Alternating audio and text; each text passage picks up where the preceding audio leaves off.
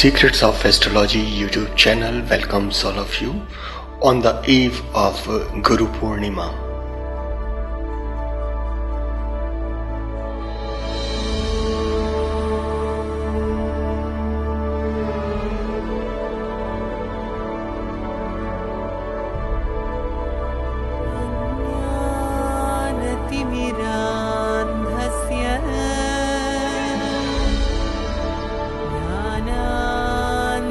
Shri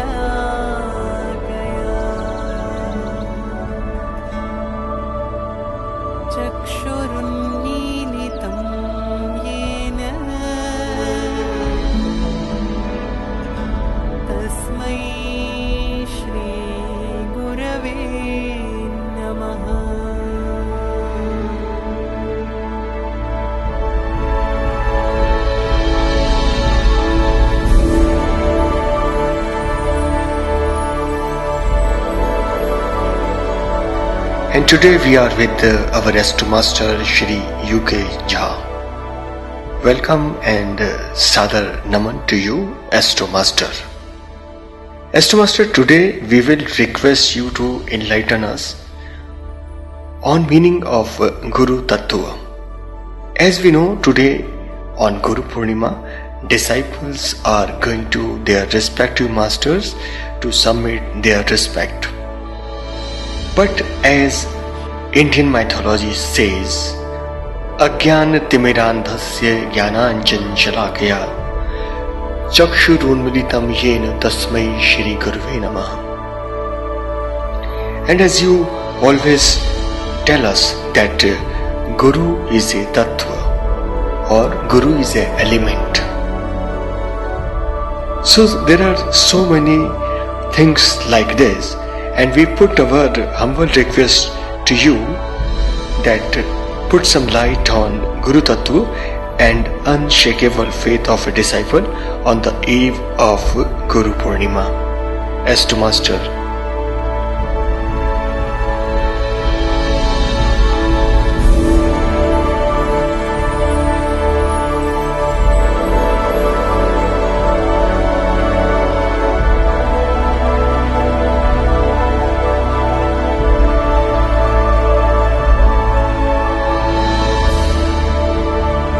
Well, today you have inquired about something which is really of enormous importance in the field of sadhana, the sadhak and the master or guru. Guru Tattva is not something that can be explained in words. It is not a philosophy. Guru Tattva can only be appreciated after having a direct experience in touch with the Guru. The towering personality of Guru can be experienced only by those worthy disciples who have thrown their all existential beings at the mercy of the Guru with a sense of utter devotion. A faith, an unshakable faith in the Guru is the primary requirement. But when I am telling you about unshakable faith in Guru, don't mistake me that I am trying to give any weightage to the superstition. No. No Guru gives any credence to the superstition, and no true Guru would ever like to have his disciple as a superstitious person, even if it is the devotion of the disciple towards the Guru himself. See, on the path of sadhana, superstition has no role to play. Here, devotion is the mandatory requirement, but not up to the point of superstition. That's why Guru always advises the students or the disciples to keep their transient mind open and develop a one-point sharp intellect so as to have direct experience on the path of sadhana, an experience that need not be shared with anyone. The sadhaka has to live and regale with those experiences in progressive manner. Each succeeding experience becomes much more bigger and wider than the previous experience on the path of sadhana. Guru does not encourage their student to look out for miracles. In the opinion of the great Gurus, miracle is a trifle, and a sincere aspirant must not ever bother to know about those things. All Guru warns their disciples to keep away from miracles, although he knows that the path of sadhana is full of miracles. But those miracles has to be experienced by the disciple in his own heart, at the inner core of his heart. I will come upon this topic again, but as you have desired to know something about my personal journey on the path of spirituality or Aadhyatmik, I would like to give a very brief discount of all these things, because these are not the things that should be discussed in public. I can tell you that from the very early childhood, I was influenced by my old grandfather. He was an excellent personality. He was an astrologer. He was a landlord. He was the man of multifaceted interests. He was a sadhaka also, and he was a man of very few words. He was a patient listener, but whenever it was for him to speak, he used to speak very majorly and was giving his opinion in very few words in highly measured manner. He used to tell me stories from the scriptures. He was a scholar of Sanskrit literature, but at the same time he was having the books from great Aurobindo. He used to study his book, The Synthesis of Yoga, at least one paragraph every day, and each time he used to smile and comment, an excellent work from a perfect person, from a perfect master. What does it mean? I don't know, but he was highly appreciative of Sri Aurobindo and his books.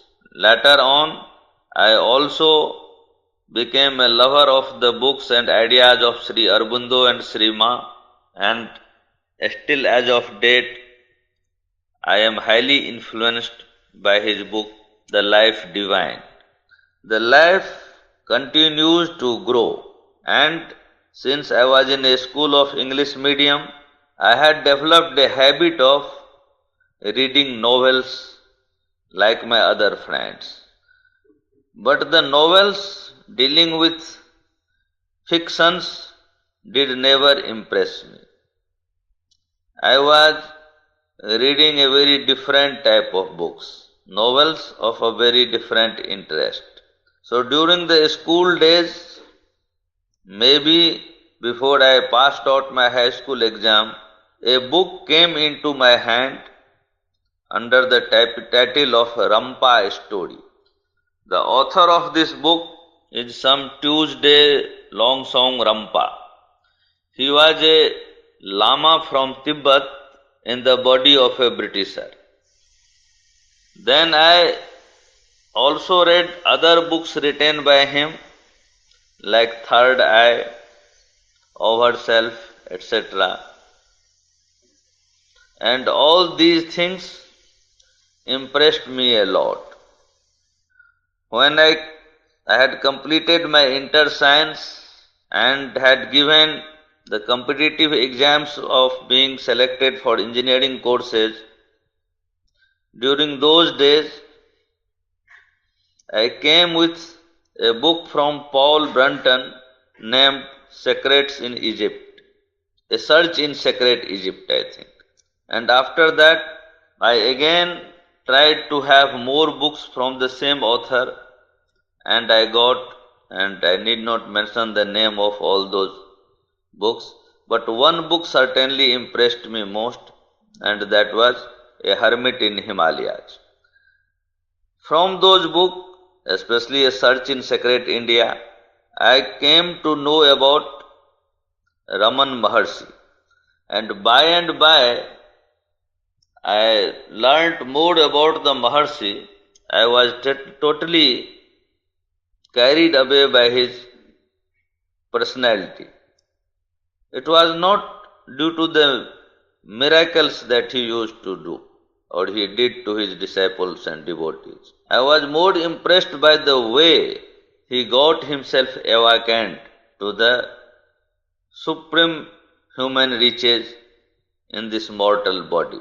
During my engineering days, one of my friends once offered me a book, and that changed my course of life entirely. The book was Autobiography of a Yogi, written by Paramhans Yogananda. This book really worked upon me like a scissor to cut all the harder integuments of my sanskar from worldly point of view. I am so much indebted to this book or the contents of this book even today that till date I have distributed more than 40 or 50 books to my other friends and familiar persons with a request to please go through it. One of my friend who was a regular visitor of ISKCON temple in Delhi initially refused to take that book.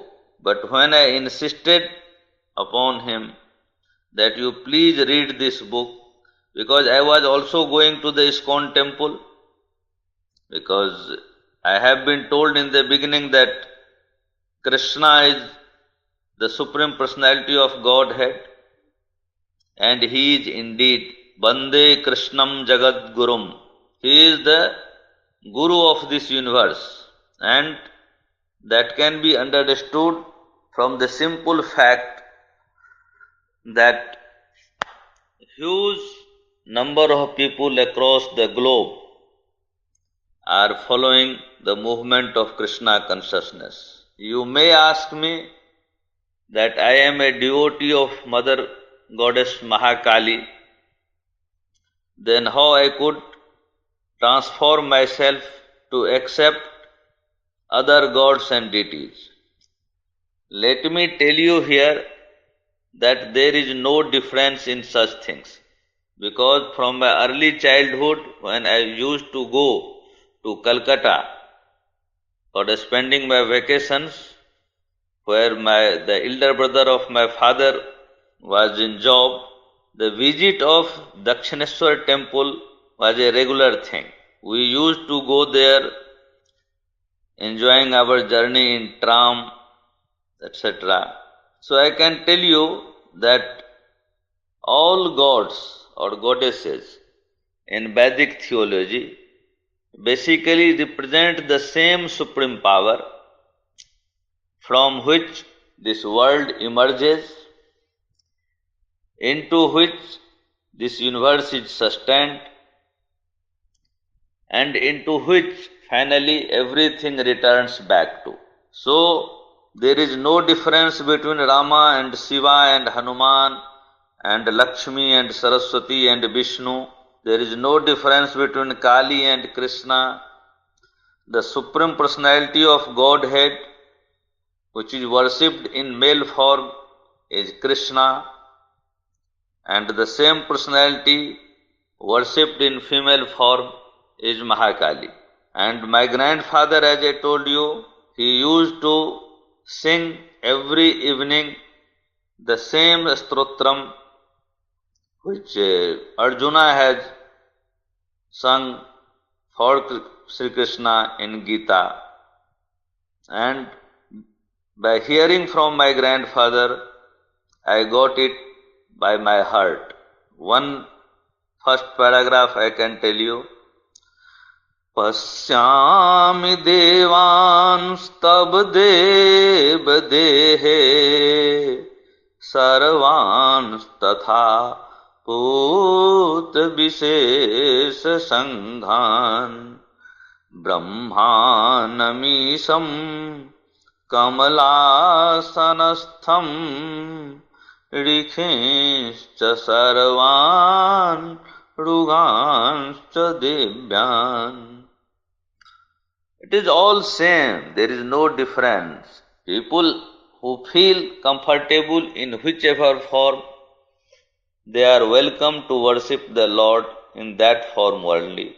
And that is the greatness of Vedic theology. Subsequently, I also came across with a book, very late you can say, written by Swami Rama, titled Living with Himalayan Masters. This book really shook me from inside. Then I came in touch with my master, Swami Sanatan Shri, who was an excellent yogi, basically a doctor, an MD of his time when even antibiotics were not developed, and an excellent interpreter of Vedic recharge.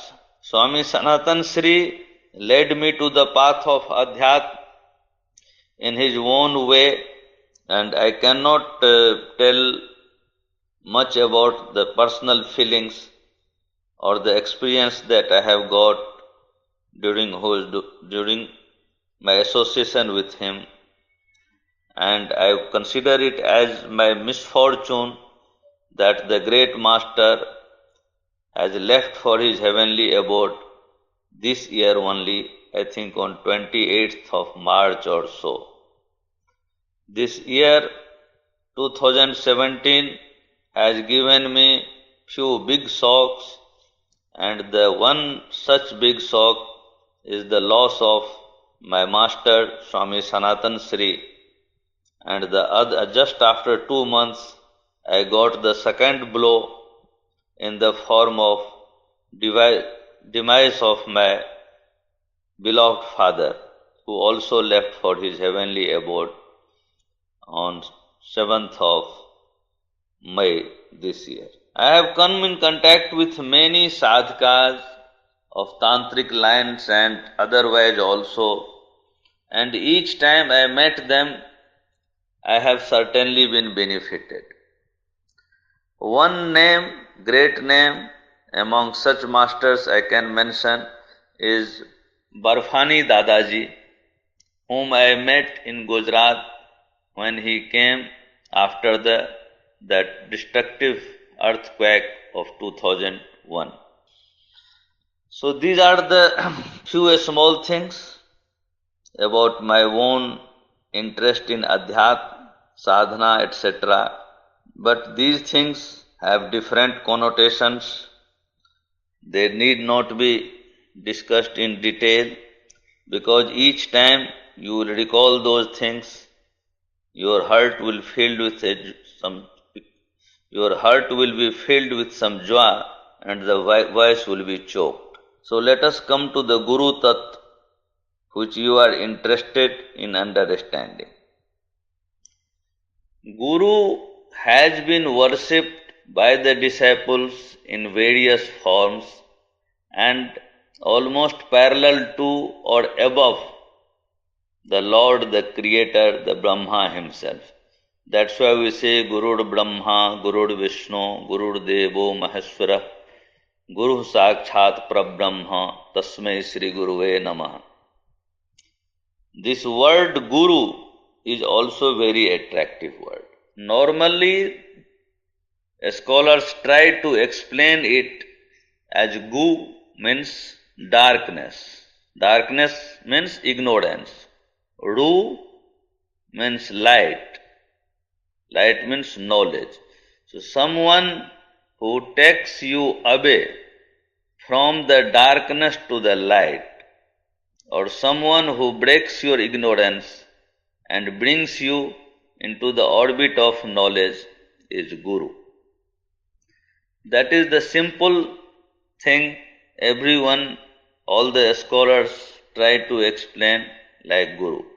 But my master, Swami Sanatan Shri, explained it to me in a different way. He told me that from this word Guru, it is Go plus Uru. Go means Gaman, movement, and Uru is something very vast, supernal, huge. So, when you come in touch with your Guru, in contact with your Guru, you will feel that something highly supernal, hugely expansive, and vastly comfortable has entered into you and started moving into your consciousness. That is the point when you can understand that you have reached to your Guru. Unless and until this thing does not happen, you cannot say that you have reached to your Guru. Because there is a difference between Guru and Acharya. Guru is not the Acharya. He is above and different than him. Although he plays the role of Acharya also in the life of the disciple. Actually, Guru saves his disciple from the onslaught of self-conceit or self-arrogation. He protects the disciple from worldly lust and sensualities.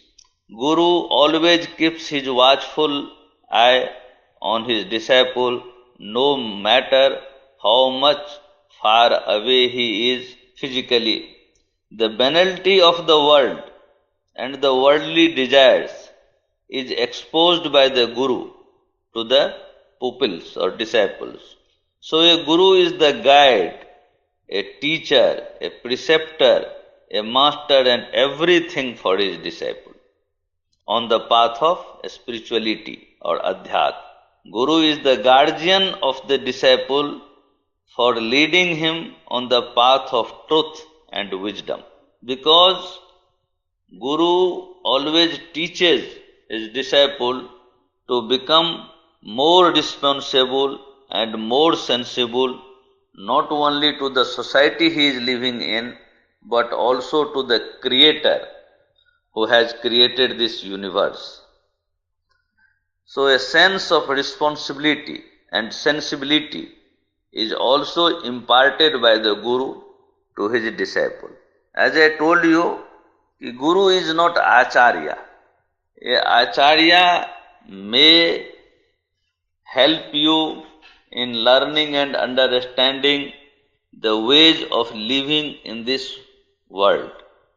A successful way of living, But the role of Guru is extended beyond this. A Guru takes the responsibility of his disciples upon him for having him continuously progressing on the path of spirituality. Guru has the power to put his step onto the conscience of the disciple. He can land on the chitta bhumi of the disciple, and with his own yogic powers, he can erase the impression of the bad karmas done in previous birth, which becomes an obstacle in the path of progression in this birth. So Guru, with his own powers, blasts those hard entanglements, those difficult impressions from the antahkaran or the conscience of the disciple, and makes him move unhindered towards the golden gate of the God or the Maker.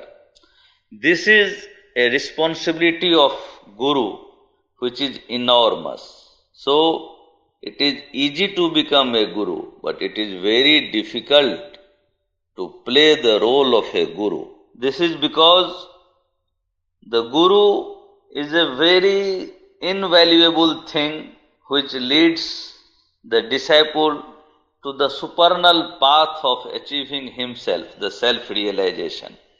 So only a self-realized person can become a Guru. Only then he can guide others to move on the path of meditation. So Guru has a very great responsibility to be discharged towards his disciple. That's why in olden days, Gurus used to have certain criteria of eligibility, and only those disciples were selected who were found fit for those eligibility standards. Guru helps the disciple in inner catharsis. My master used to tell me, be a utensil and clean yourself like a utensil. Why a utensil?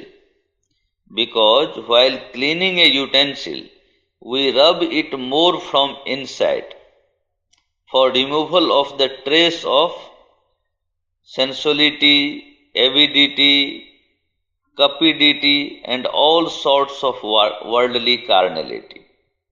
A utensil is rubbed more from the inside and less from the outside.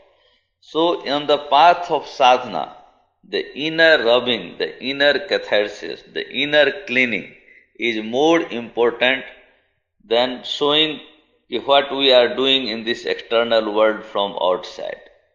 The inner refinement, inner transformation is more important for the unfoldment of the real truth of life.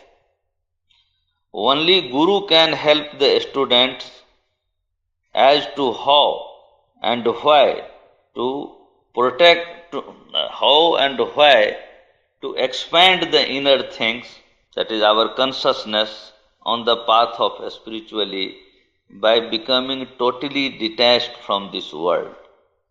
The feeling of banality about this world comes only in contact with the Guru, because Guru keeps on cleaning the disciple secretly from inside also. So today I pay my respect to all the Gurus of this world. My salutations are to my own master, Swami Sanatan Shri, and all the masters of all the sects. They were all Jagat Gurus, the Gurus of this world, and I bow my head in respect before all those Gurus, all those masters who have guided their disciples on this golden path. I can tell you here one thing, that Guru is like a lamp. The Guru may not shorten the distance to be travelled on the path of sadhana, but under the floodlight of Guru, the journey towards the destination certainly becomes easy. That's why the need of a Guru is supreme and is always required for a disciple for easy movement on the path of the